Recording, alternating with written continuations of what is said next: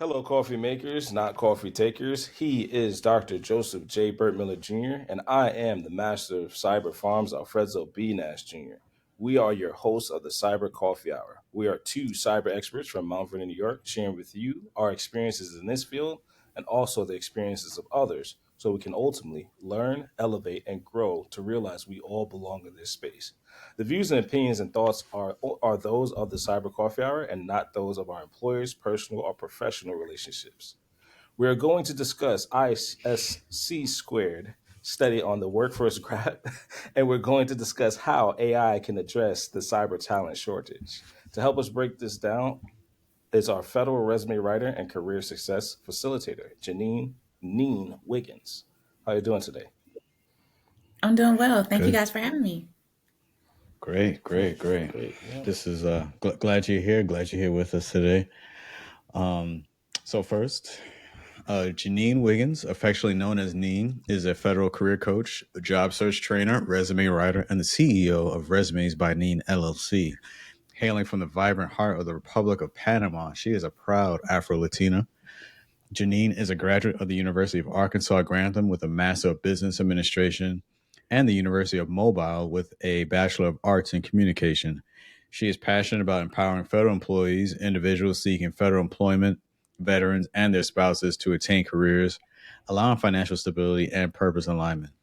As a spouse of a retired Air Force combat veteran, Janine understands the challenges faced when service members transition out of the military.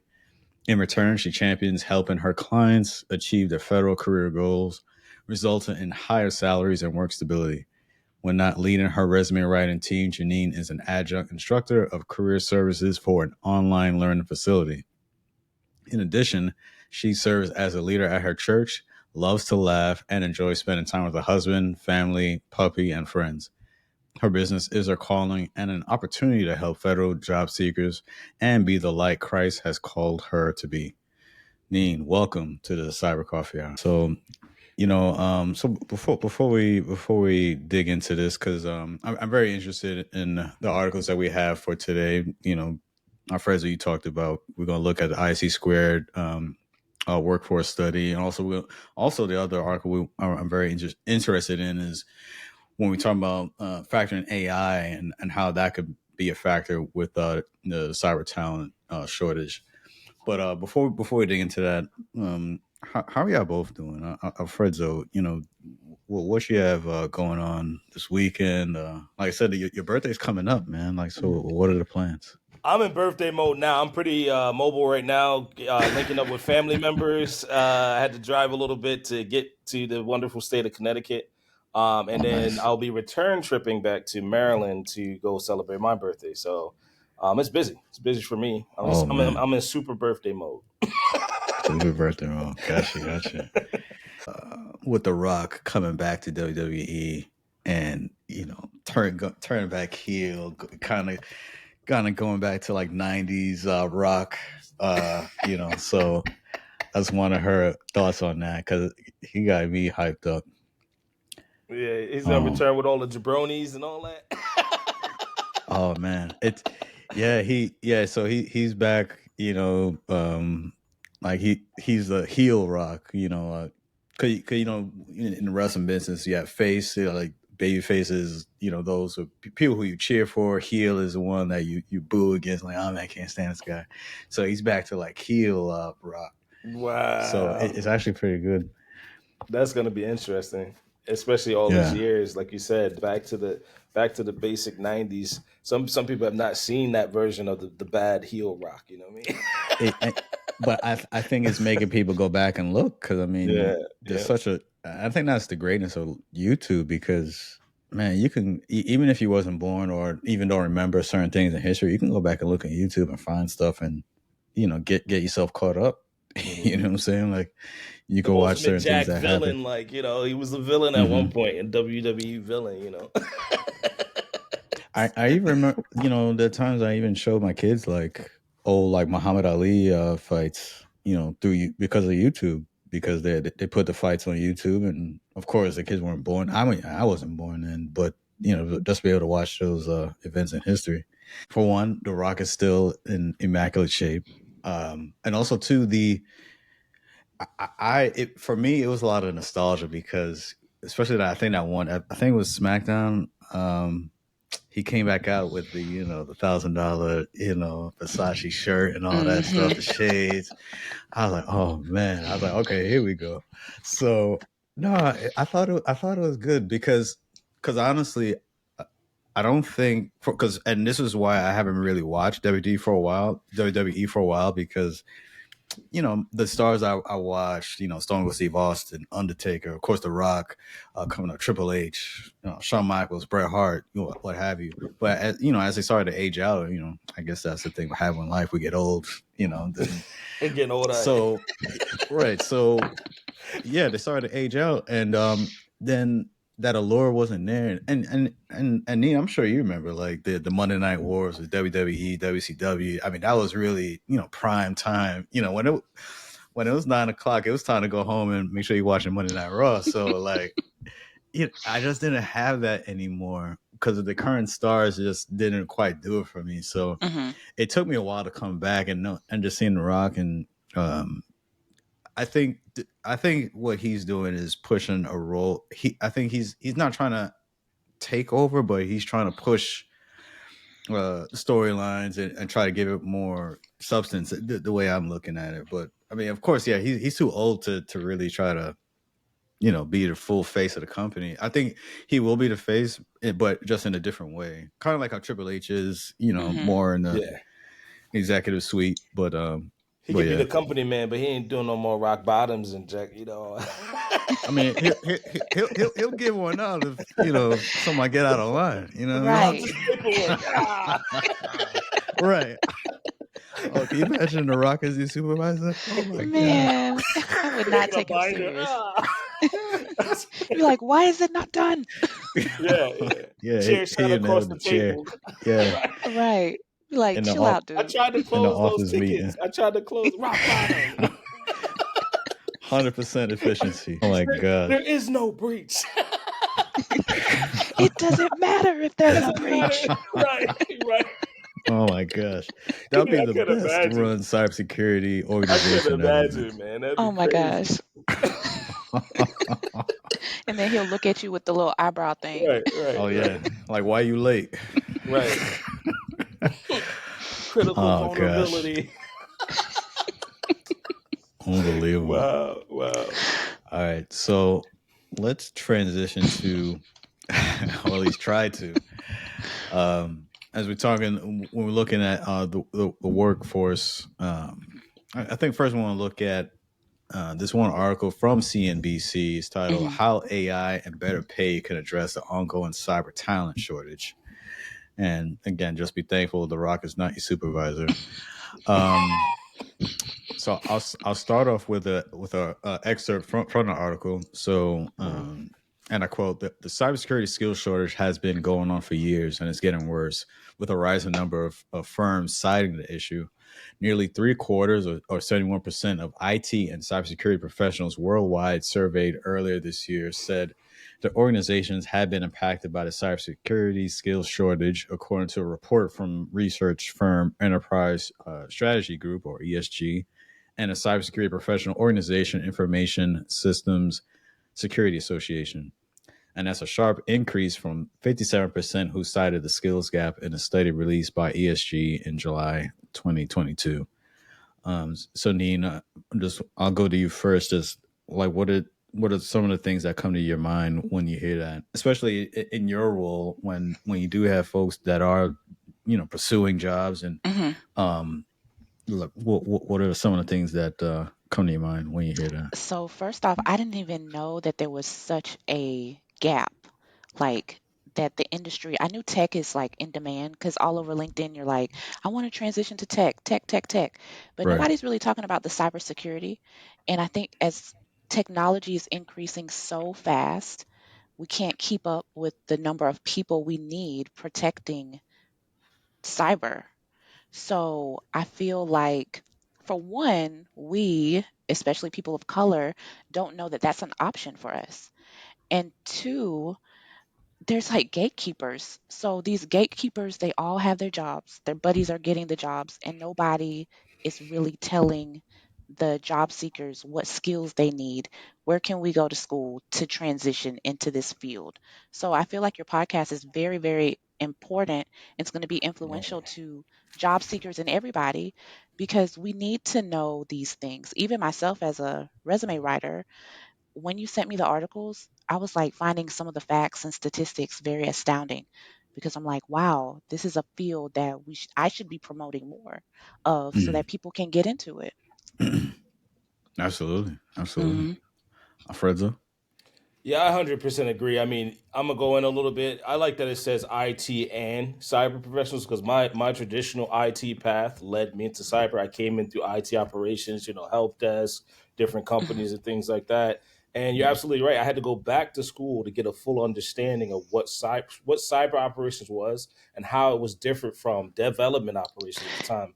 Because I thought that was the level up, right? I thought, hey, I can go into DevOps, be that guy, keep crunching, keep grinding, build production servers and stuff. And I started to realize the biggest hit to that profession was the vulnerabilities. And I didn't know anything about it. I didn't know how to patch them up, how to build the systems and things like that. And to your point, Neen, you're right. It wasn't enough representation, right? It was kind of like Hmm. going out there before Joseph and I reconnected. I felt like I was by myself, and I've yet to take up a leadership role, which is something I'm checking on too, because I can't Hmm. look around and see the people I want to pull into these roles, right? I try to recruit, Hmm. mentees and different things like that, but you're right, the gap is getting bigger.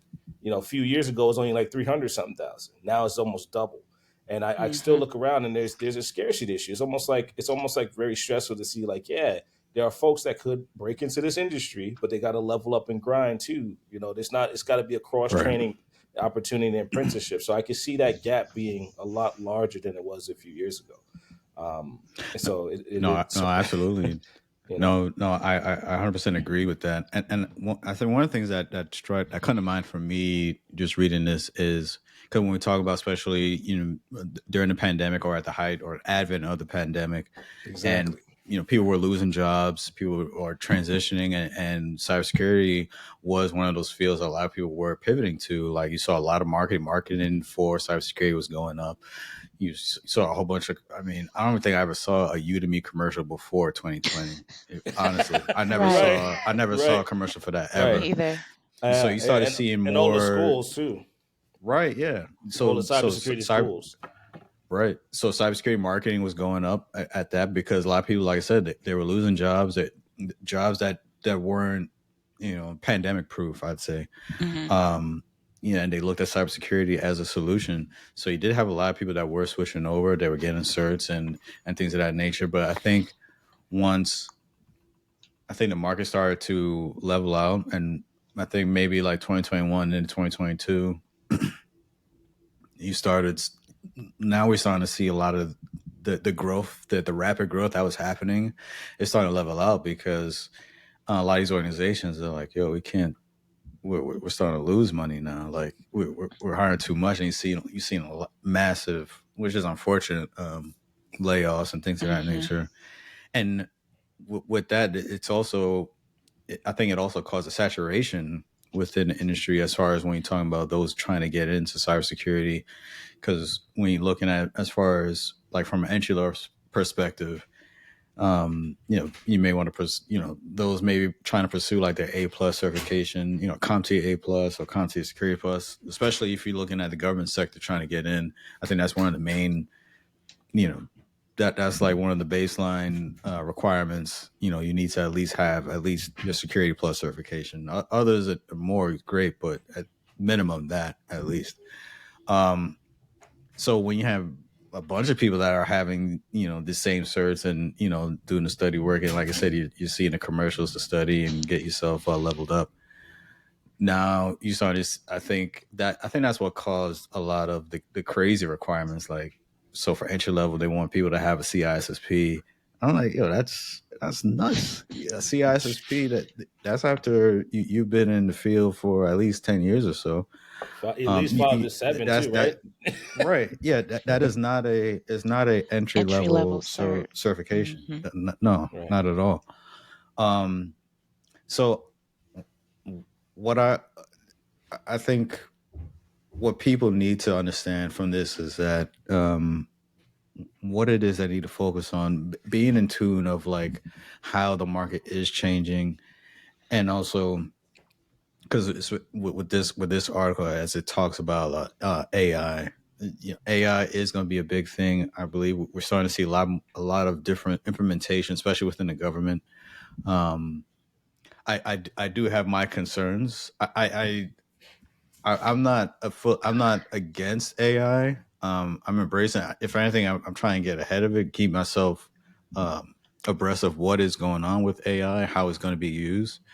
But at the same time, we do have to make sure we have good safeguards when it comes to AI, because especially if you're looking at it from a government perspective, if different or certain intelligence agencies are using AI, Hmm. how is it being used responsibly so that it's not gonna disclose like classified information, especially to like a nation state actors or nation state actors using AI to get classified information. You know what I'm Right. Hmm. saying? Because Ex- That's so dangerous.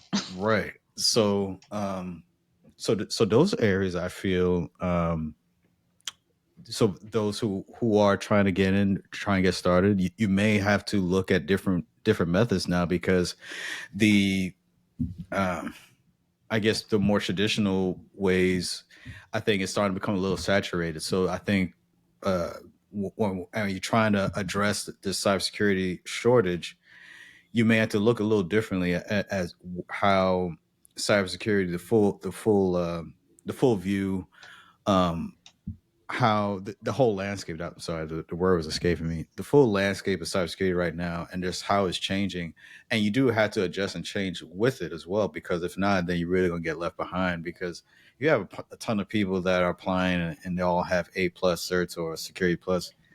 It's gonna be very hard. You do have to do something that's gonna differentiate yourself, make yourself Hmm. stand out. Especially if you're getting yourself attuned with the newer technologies, emerging technologies that are occurring within the field. Um, yeah. Yeah, So I'm that. all for it as long as it doesn't add to the existing burnout. So one thing I'm noticing in this article is like, yeah, Mm, I'm right there with it. I've watched the IT shadow IT ops, come and go. I've watched DevOps, DevSecOps come and mature. I've watched the tooling of that mature, and with all of these different, like you said, technical leaps in the landscape, something has to be done about the burnout. Now, say you're right. You have to get a skilled cadre of folks into the workforce, but at what levels, and where does the apprenticeship start, and where does the process automation start to alleviate the burnout while keeping some of these folks, well, filling the gap, right? Because they're going to use AI to fill the workforce gap, but somebody has to create and right. secure the AI. And these things can Right. run 24/7 like they do now, and they're complex, so you don't want the new workforce that we're filling to come in and be automatically burnt out, Hmm. because Mm, that's my one thing I hear too is, with that concern, is it should be incentivized to double dip. We double dipped in IT operations and DevOps, and now DevSecOps and CyberOps. But what's going to happen to cyber ops and AI ops, right? It's always, as long as humans are still in the seat, there's going to be that operational need. To your point too, for classified, very sensitive information, very structured mm-hmm. data sets, complex data sets. You're going to double dip between cyber ops and AI ops. And now, what happens with that burnout? What happens to the lack of incentive to do that too? Because most of these companies aren't going to be paying premium dollar, out the gate. You're going to have to work your way up. Contrary to most popular opinion, You, you're you not you going to. you don't think they would pay? You don't think they would pay for AI centric positions? Not out the gate, no. They have to cover their model creation, their development. They have to cover the stuff to make the models and tools first, and then hire the staff into that incentive. I don't think they're going to pay premium dollar out the gate for an entry level position, unfortunately, because we saw So, we saw it with cyber, right? Mm, so I think that's part of the article, that better pay can help bring in. I don't know if better pay brings in more skill set, because you still don't know who's applying to the jobs, but they Right. still have to pay. Like everything else is going up. And a lot mm-hmm. of job seekers, they'll take a job, but then they'll leave quickly. Like this new generation. So my parents' generation, they work a job and they stay there. They don't care if they're happy, sad, what the pay is. This younger generation, like millennials and Gen Z, they're not staying at positions long. Platform They game. Mm, like It's all about that they're level getting up. They're leveling up. Like they'll stay there 6 months, get whatever training they need, and then leave if the pay is not good. Right. So, to Honestly, your point, go I don't ahead. even think that's a bad thing though, I don't think that's a bad thing, but because how because the company is going to keep, like, retain employees if they're not willing to pay competitively? Because most of them are That's leaving the for problem. pay. Yep. That is right. the problem. The I retention mean, gets hit by the pay incentive and then the lack of training. So both of those have to line up for this workforce Hmm. gap to be filled. And then the prospect of bringing my own career map to your organization, you show me the Right. path in your organization for whatever the clip of time is. That still doesn't And I exist think there's no path. right. Unfortunately, A right. lot of these organizations have no path for you. They're like, Right. come in and do this job. And a lot of workers are ambitious. They don't want to just come in and do this job forever. That's They'll very do right. it for a true. Yep. time, but they want to learn something else and like diversify their skill set. Mm. Absolutely.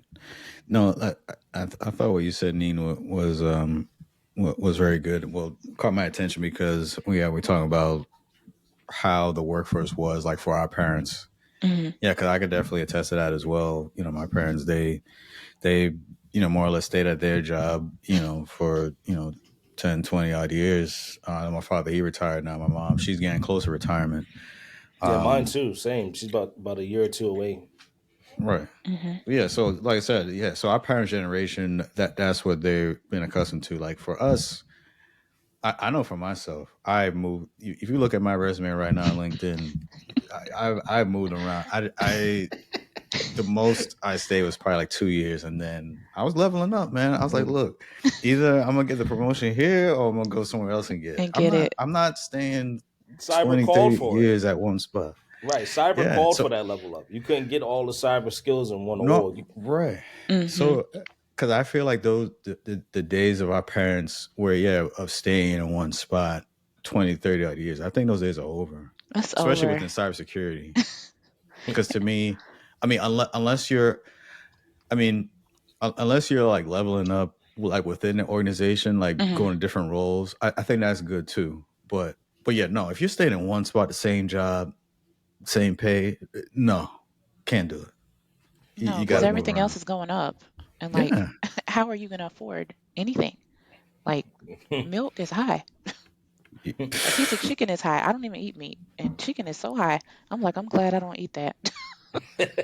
I'm So let's yo. speak on how that increases the gap. That level of factor to get into an industry increases the gap if you stay still, right? If you stay still for a year to 2 years, to your point, most of the millennial generation, what happens to that AI skill set? If I'm not developing a large language model or Gen AI model, right? And another company down the road is doing that, doesn't that increase the gap if I don't stay and seed it for more than 2 years? So you're saying, does it like make you stagnant as far as learning?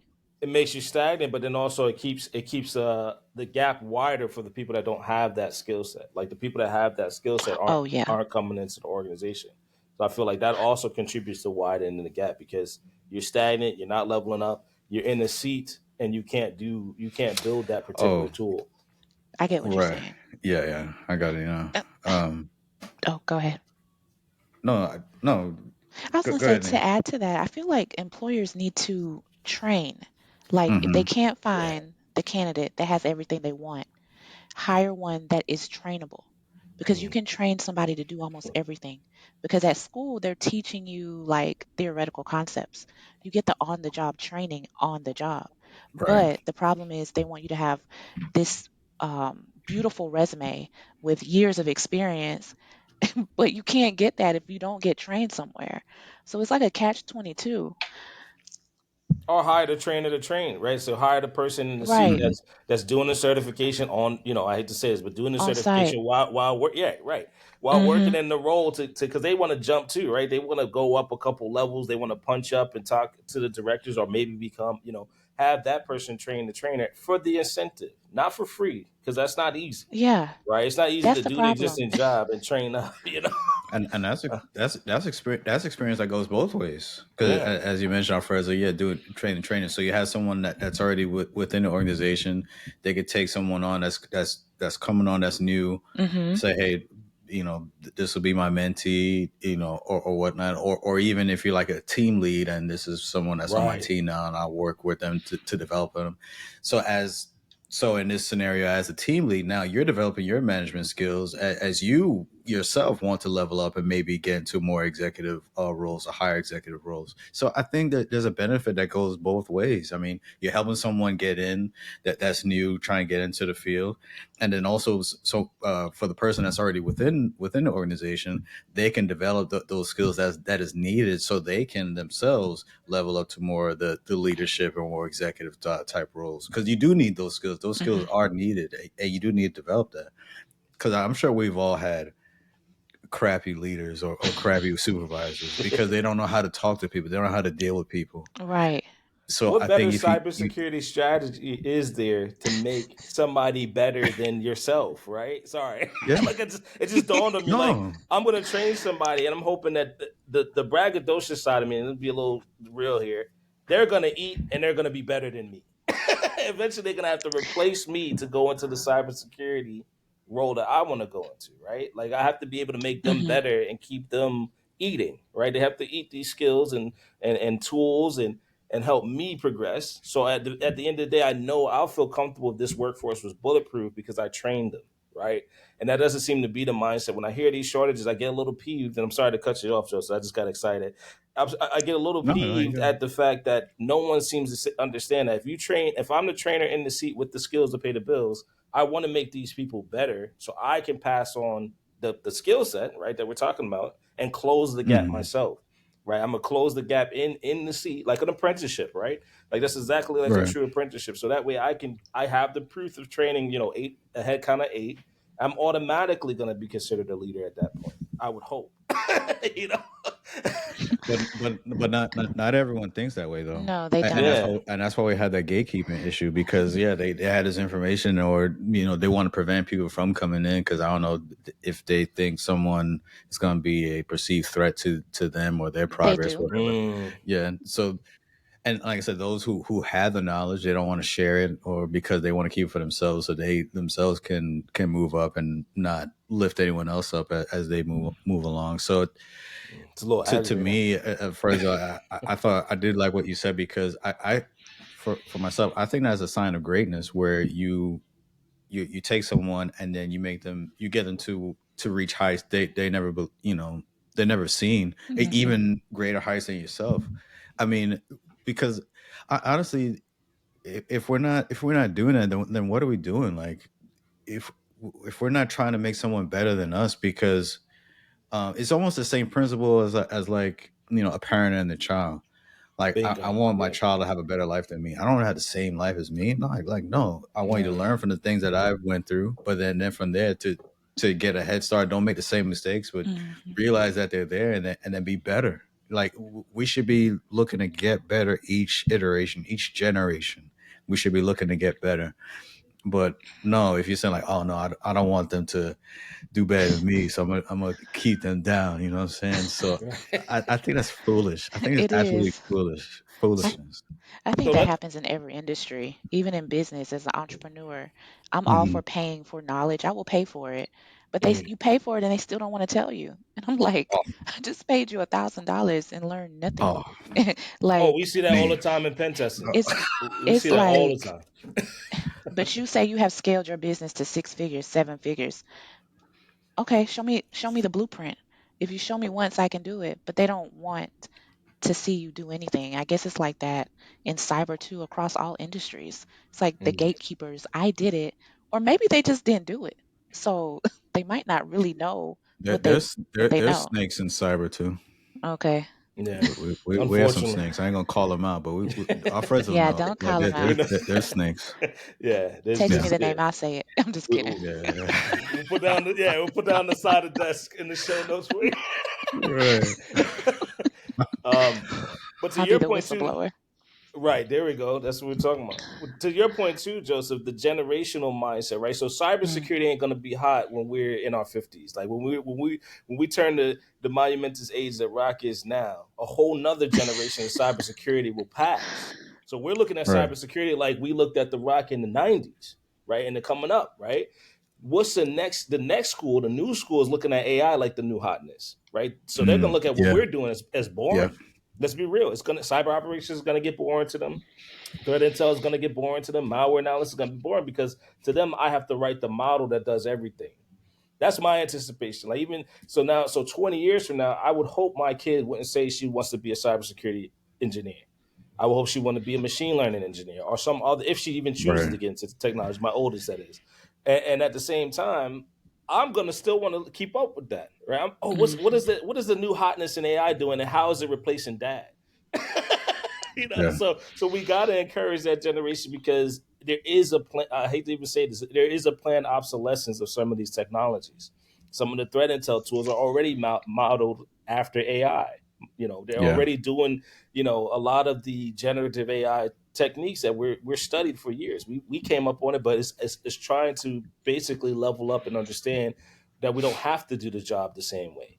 So the people coming in the door now need to understand that there's got to be an apprenticeship to say that this job will wind up being way more complex than it is now with the addition of AI, right? In addition to some of these analytical tools coming out. Yeah. So moving along, and our second article, I think, even expands on some of those numbers when we talk about looking at the workforce gap. So ISC squared, and this is titled ISC squared Cybersecurity Workforce Study, looking deeper into the workforce gap. So again, this is the ISC squared article, and again, I'll read a quick excerpt from this. I did a little bit of editing, but so the global cybersecurity workforce has reached record levels, even as the demand for skills still far exceeds the supply of available workers. IC Squared 2023 cybersecurity workforce study has found this workforce gap was compounded by a shortage of practitioners with cloud security, AI, and machine learning skills, zero trust architectures, and the ability to problem solve and communicate. In 2023, the areas of highest workforce demand were Asia Pacific, that was up 11.8% year on year to 960,000. The Middle East and Africa up 11.7% year on year to 402,000, and North America up 11.3% year on year to 1.5 million, with Europe up 7.2% year on year to 1.3 million, and Latin America up 4.5 year on year to almost 1.3 million, making up the back of the line. Alfredzo, like, honestly, these are like staggering numbers. Yeah, I'm gonna put up the Chester Cat evil grin. Find the three of us. If we got $1 to fill every one of those seats right now, would you do it? Of I course. Oh mean, my gosh. we're talking about 500,000 in North America alone. I mean, I don't know that many people, but I will find that many cybersecurity people.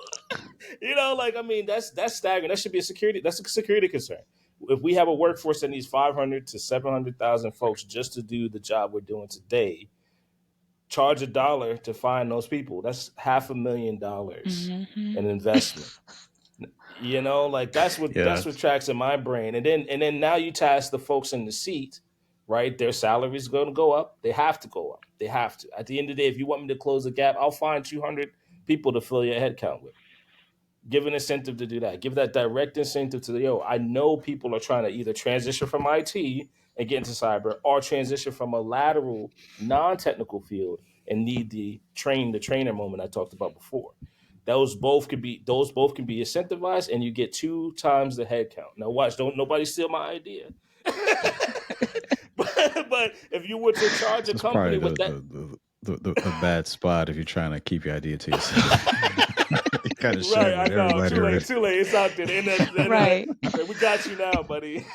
Right. But yeah, I mean, to me, there's a I hate to say it, but you got to monetize the idea of why does it still remain open? Is it a training? Is it a lack of incentive? The lack of people? Well, you can close that gap relatively easy by just looking at the numbers. Look at the numbers and say, hey, if I had $1 for every one of these people, right? Doesn't matter. I mean, it looks like it's a global issue, but let's just pick on North America. $500,000 per person, right?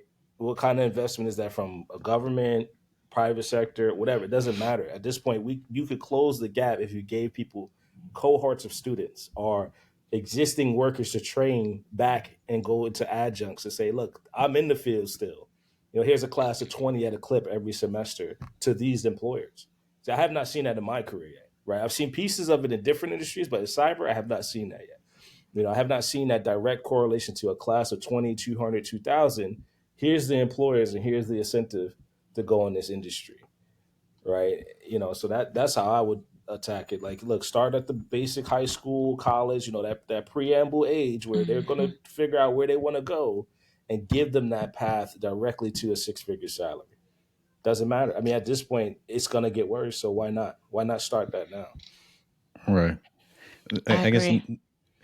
yeah. And I was just going to pose this to you, Neen, like from your expertise, like looking at these different numbers, does that, would this even kind of give you maybe even a sense of strategy to say, like, if someone is not even, maybe get in a position here within the States, but looking at the openings that are currently out, worldwide. If Mm-hmm. I'm looking at Latin America, 1.2 million, Europe 1.3.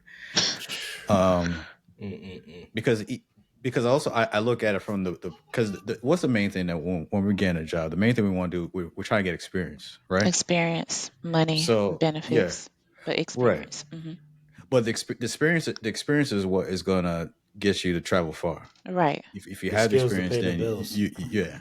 So if you're not getting it in North America, and looking at like I said, Europe, Latin Asia. Mm-hmm. America, Middle East, Africa, Asia Pacific, they have big numbers too. Do you think that could be a strategy to, or to say, as someone who maybe is applying and they're looking for a job, to say, have you Apply considered? overseas. Mm-hmm. Right. Yeah. Is that It something that may is, come but I up? don't feel like that fits everybody's lifestyle. Like if you have children or a spouse who has a stable job here, and then you Yeah. talk about, oh, I'm going to take a job overseas, like everybody's not going to be with that. Like, I guess they would have to understand what the end goal is for both parties, or I feel like in America, supposedly the greatest country, we should be able to fill this gap. Like, we should be able to fill this gap with people we have here. Oh yeah, We're why giving not? out money for, and I'll just, let me, we're giving out money to everything else Mm. except cultivating talent in our own people. Right. Mm. So that's all I'm going to say on that because I could go further. But I read between the Yeah, lines. yeah, Yeah. yep. I This mean, this there coffee is good right now. Yeah. there's money here. It's just Yeah. not being allocated to, I could say the right things, but it's not, we're not investing in our people to have a workforce that can fill this gap. We're just And, saying there's no workers, there's no workers. There's workers. Now some people don't want to work, but there's workers. Most Mhm. people want to get up and have a sense of fulfillment and purpose. right. Right. No, and I think that's what really drove the basis for my question, because for I do feel there's a big issue with HR when it comes to hiring Oh within yes. cybersecurity. Across the board, HR is they just need to get rid of them, hire some new ones because they have all this diversity, equity, inclusion. It's not including everybody still in 2024. Like Hmm. that's just something they said to be a poster, like, oh, check mark, we did this. But the Yeah. people in those positions are not adhering to some of those things. They're not Yeah. because it wouldn't take so long to get a job. It's just absolutely nuts to me. And I saw and Alfredzo, I don't know if you got a chance to read it. I didn't. I saw the headline, but I didn't read it yet. It was from the new cyber director, Harry Coker, and he was talking about the myth of the cybersecurity gap, the workforce gap. Like I said, I didn't I get a chance didn't. to read it. Yeah, but I saw the headline the other day. But I'm very interested. 'Cause I think there's even a video interview of that as well, so I do want to check that out, because I'm very interested to learn like what his thoughts are on that. when it comes to that. And I do, and I know we spoke about it in a previous episode, but I do like the things that he is doing, or he's worried to implement, to encourage more hiring. And I think one of the things he was trying to remove, like the school requirement, or college requirement, Right. We talked about or that a couple he was like episodes ago. easing it. So, but no, I mean, yeah, But they North don't want to America had. hire. I'm sorry, What's go that? ahead. Even No, removing the school, there are so many people with MBAs. They cannot find a job. It's so many yeah, people that's yeah, with whatever skills they are looking for. They right. cannot find a job. I know we're talking about cyber, but even removing the education requirement, our generation went to school. Most of us did. That's what they Hmm. told us to do. And we Right. still cannot find jobs. Like it doesn't make sense. There's So you feel that's not exactly the problem, or it's not the whole no, problem. it's not the whole problem. They're not Right. hiring, especially I can talk to the veteran population. They're not hiring veterans like they should. I don't know if they see Oh veterans no. as a problem or as maybe they're going to spaz out. And I mean that respectfully. They're not. They want to work. Like they're not hiring veterans like that. I They're find not From hiring veterans us. are more people. accountable too. They don't want Yeah, they the are. leadership accountability that veteran offers does not exist. I'll just say it loosely, right? The structuring even I'll use myself as example. If the gap was a myth, I wouldn't have had to get 3 master's degrees to stay employed. Right. And You then shouldn't have to do that. I see respect to the veterans that have a leadership ability that doesn't exist in most of the public and private private organizations, Private. right? They know discipline, they know the structuring, they temperament or not, like they have a thicker skin to get around harder issues than most of the talent base in the Right. seat, I right? So agree. a lot of that myth side, I'm not really sold on yet. Not about Coker because I haven't read it yet, but the myth in general is if it wasn't true, why are these studies being done? Right? Right. Why are these salary transition? And to your point too, I think HR is a disconnect because they're not looking at the adversity somebody has to overcome to go apply to the job, Hmm. right? And to have the skills, get accepted into the interview, do the coding challenges if it's applicable, and still be told no with all the credentials. And like go through 5 rounds of interviewing and right, still be That's right. told no. Like, come on, you could have told me no at the So second round. You right. right. knew if you liked That's me or not, or if you was going to that's hire me. that's just cruel, That's honestly. terrible. That pays the debt. I like to say this a lot too. That pays the technical debt that we're talking about. That keeps the gap wider, right? If Hmm. somebody's in the seat doing the job and they say, hey, you know what, I can, pick up a second gig or do a side job or do something to close the gap on a certification outside of industry, right? A lot of times, a lot of us, like you said, went to school, picked up a second job, did that whole route that most of the new generation is not going to put that level of work in, just to be real, right? To Yeah. close the gap that in my existing job for my next opportunity in the same company. That's me too. That's my methodology. Before I Mhm. leave, let me see if I can actually contribute to getting a trainee to skill up. Getting us somebody 2 levels or lateral to me to do the same certification. That's been going on for years. So now it seems like the mythos thing, the myth factor is not, it's not a myth. It's happening and it's been happening for the last 10 years. The last 10 years now, cybersecurity came to its maturity and now we don't have a skill set of folks that have been to put in the work into these different specializations. Cyber Hmm. operations, threat intel. It's like a rerun, right? A lot of this has to be you have to pay your dues to where the specialization exists, or you're not going to have the workforce. And you can see that now, and then now add AI to the docket, right? 10 years from now, you're going to have a gap in both. You're not going to have the cybersecurity professional to secure the models, and then you're not going to have enough people to write the models and create the models securely at all. So it's one and the same, but to me it's two people, two seats. Start training them now. Right. So we're seeing like big. So along with that, there are also some big gaps or shortfalls that have come from this. With looking at IC squared study. So a couple of things that I just wanted to point out. So they said that North America had a shortfall of 522,000 people. So I'm assuming what they mean by that is like, I guess what their goal was for hiring and that number that they said and where it actually landed. So shortfall of 522,000 people, equating to an increased gap of 19.7%. Europe recorded a gap of 348,000, up 9.7%. So the only areas in positive territory were Latin America, with a shortfall that fell 32.5% to, which equated to 348,000, and Middle East and Africa, which declined 7.1% to 112,000. So those areas, like I just mentioned, they're actually doing work to actually close the gap. So I'm actually, I'm interested to see what are some of the maybe like HR practices, like what are some of the things or initiatives that they're doing to help Hmm. close the gap, because while North America, Europe, Asia Pacific, the gaps are widening. We're seeing Middle East, Africa, and Latin America. They're starting to actually close it up a bit. So I'm interested to see if maybe like what are some of the things that they did that's different from from the other regions where we're seeing the gap continue to increase.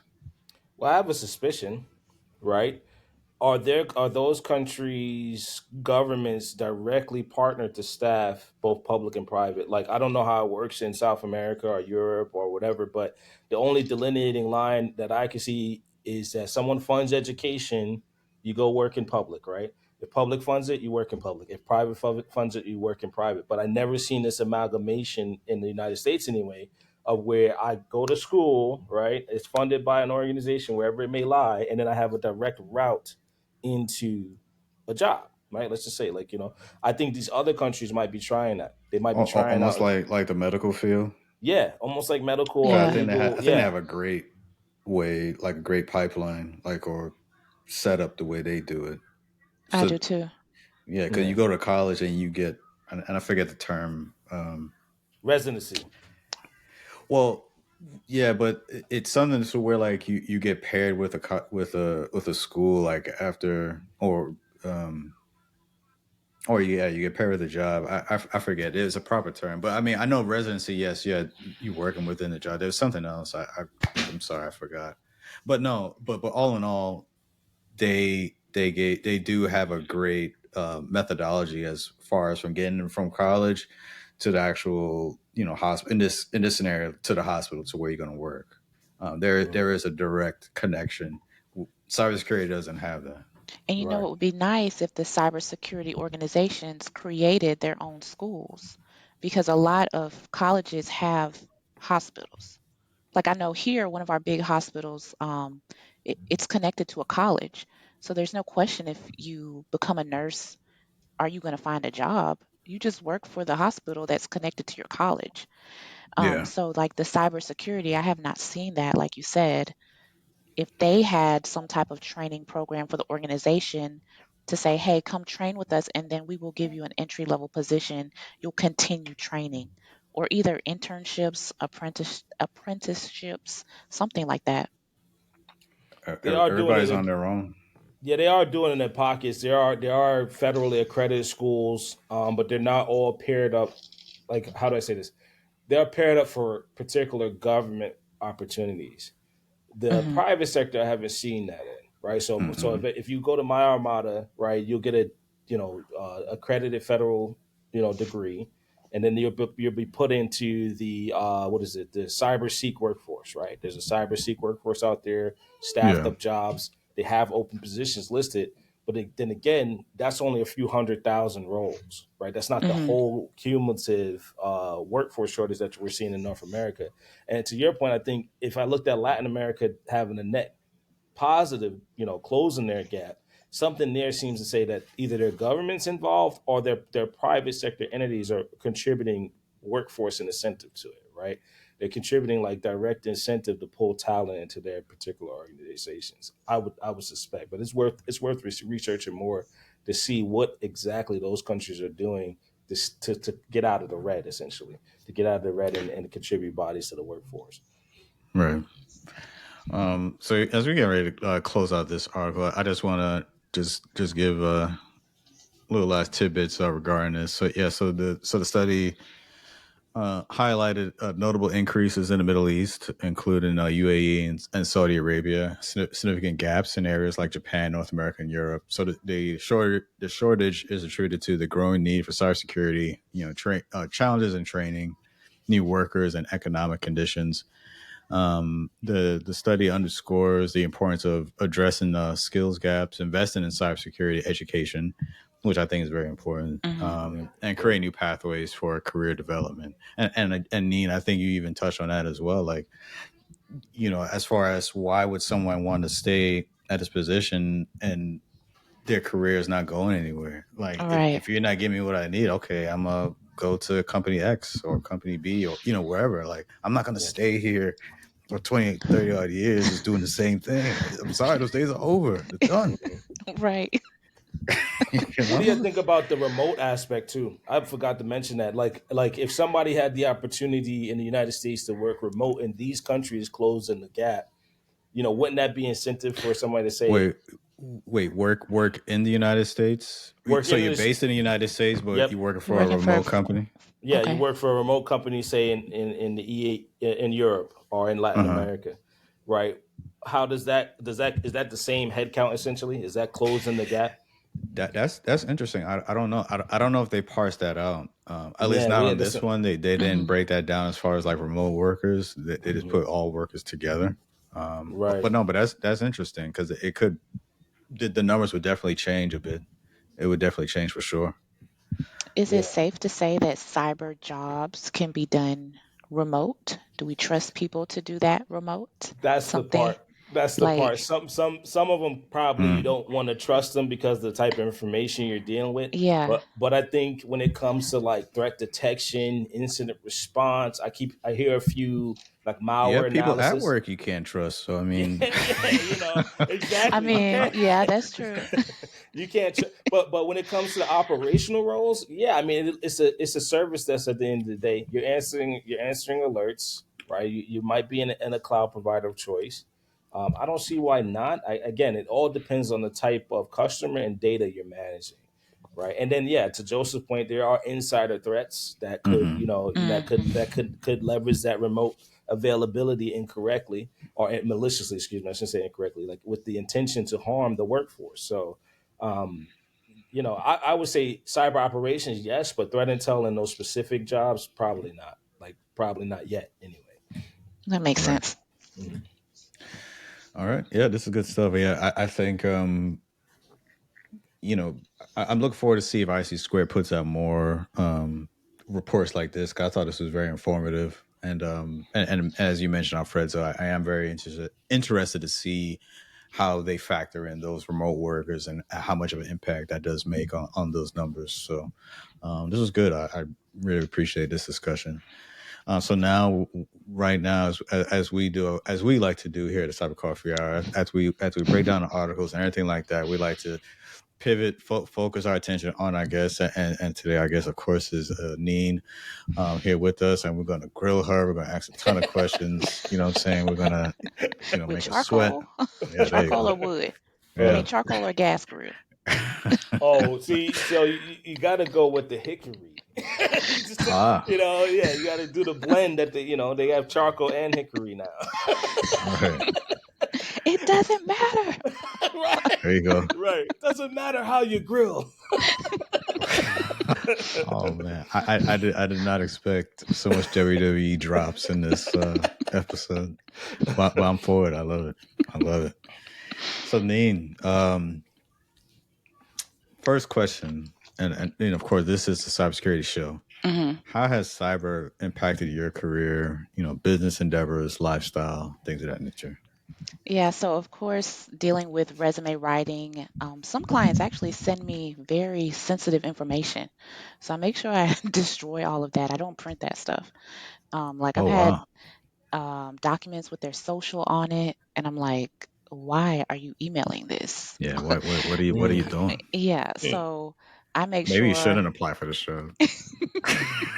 I make sure I reiterate, don't send me anything like that. Please don't.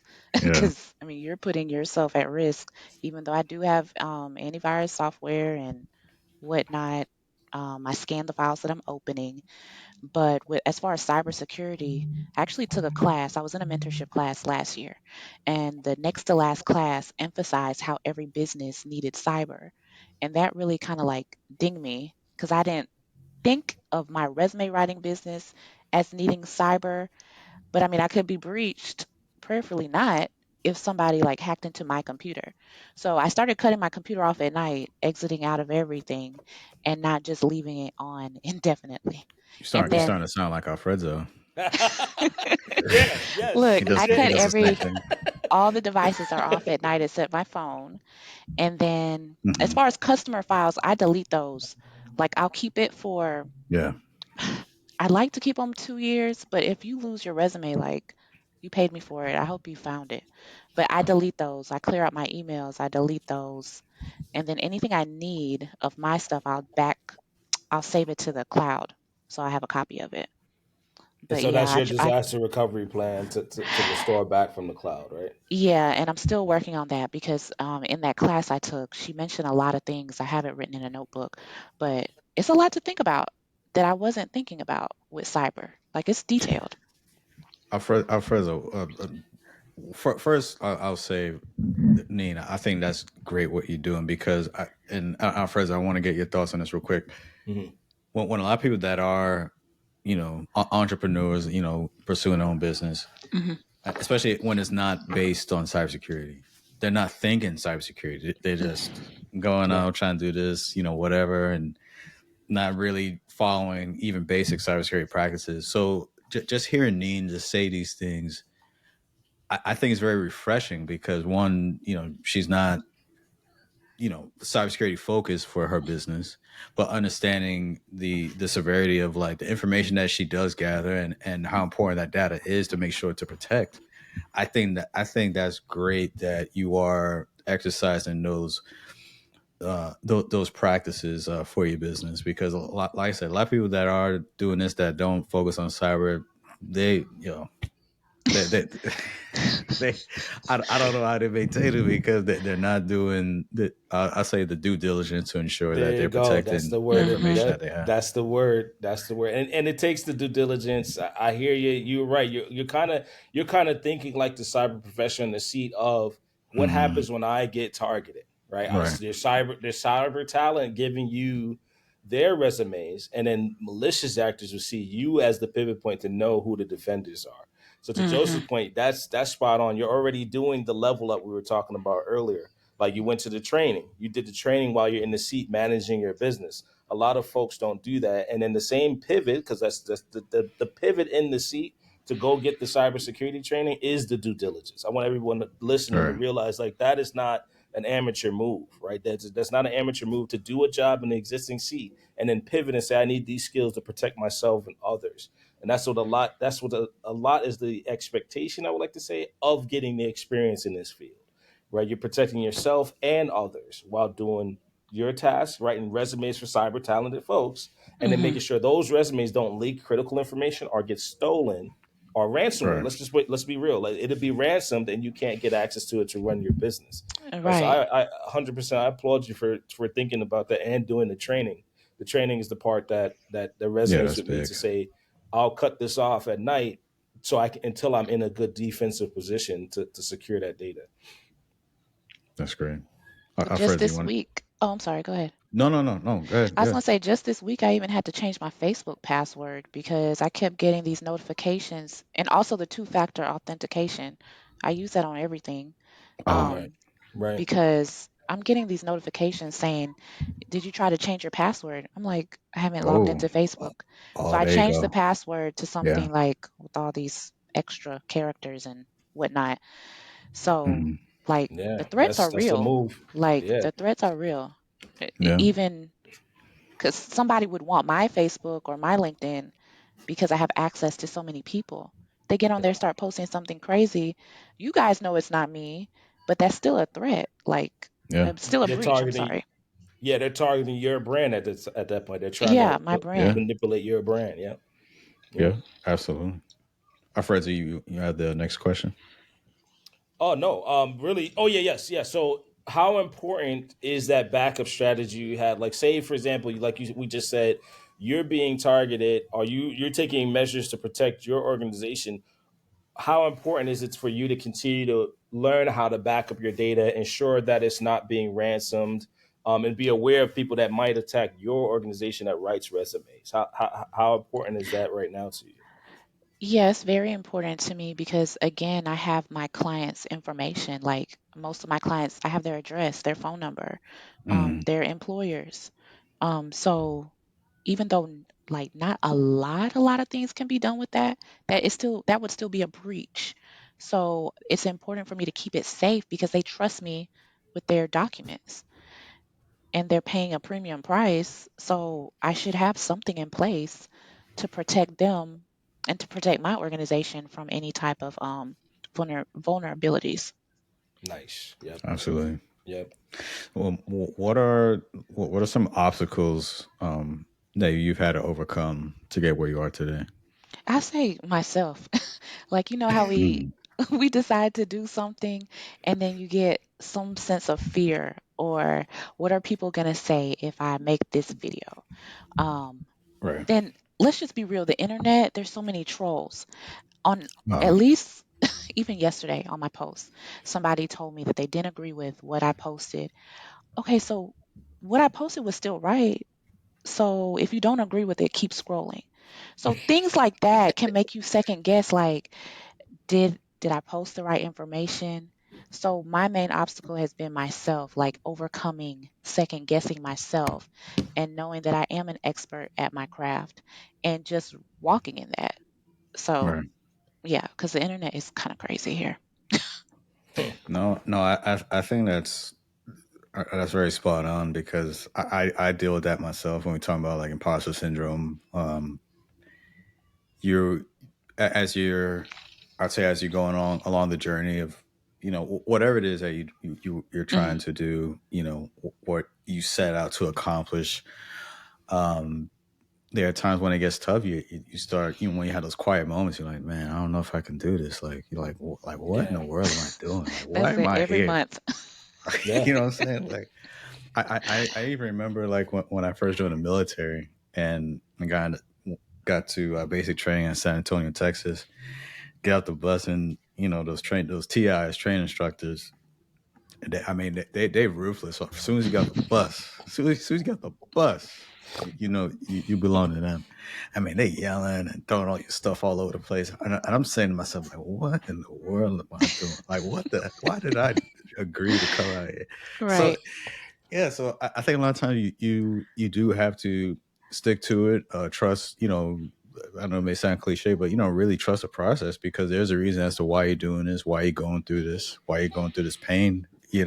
Because at the end of it, you will see the reward at the end. Hmm. So if it's something you truly believe in, something that you have strong beliefs in, that that once you get through this, once you get through whatever it is, that it will be better and it'll be better for you. Cause it also that's a I mean that's how you grow.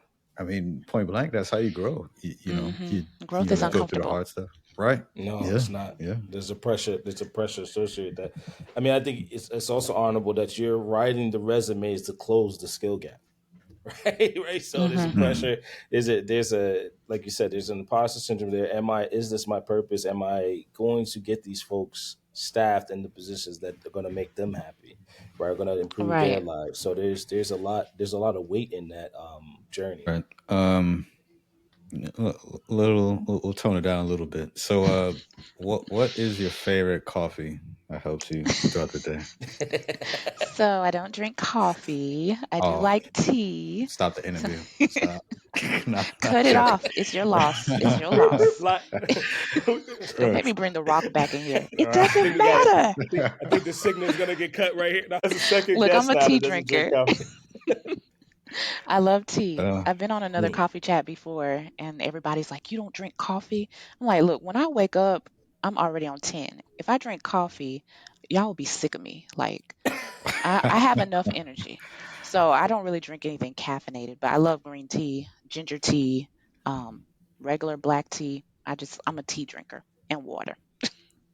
Nice. No, I mean that's it does even remind me of like even my parents, because my parents they're Jamaican, and first thing in the morning they're drinking tea. So like even coffee is different.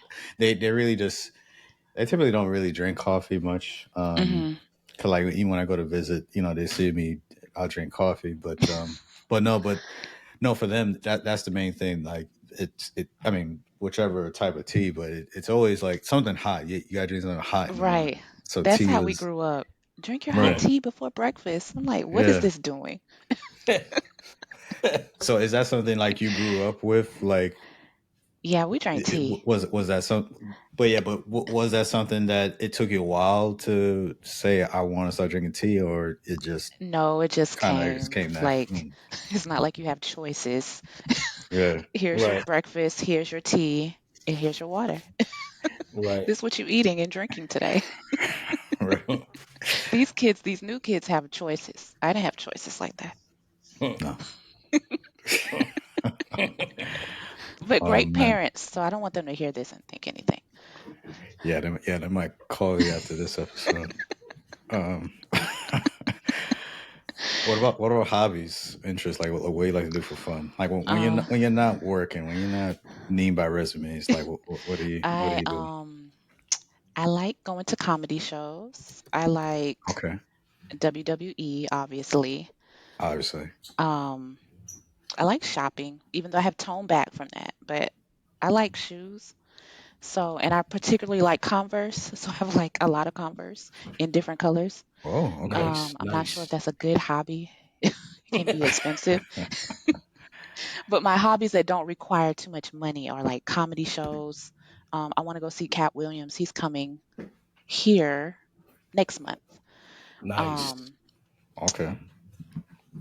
and the WWE for real. I like reading books, but I read a lot for my business. And I just Yeah. finished school and I read a lot. I read a lot for school, of course, and write papers. So I like reading things like articles, things where I'm going to get some information. I'm not like Yeah. a leisure, let's just sit down and read a book for fun. I know that sounds crazy, but I'm always reading. That's not So crazy at just I mean, all. sitting down reading for fun doesn't really exist for me because I'm always reading and consuming it, something. it, it's better than some folks who don't read at all. So Right. Right. Right. Exactly. so you're still better than that. So Yeah, so I do like to read. And then I honestly like to watch TV. I know well, this culture is like, if you sit down and watch TV, you won't be successful. I like to watch TV. Like, it's a mind release. I don't have to think about it too much. yeah. And yeah, what I watch is trash on TV. Uh-oh. Nice. Let me guess. Housewives, Yeah, I was gonna say. Power, What about Wow. Ghost.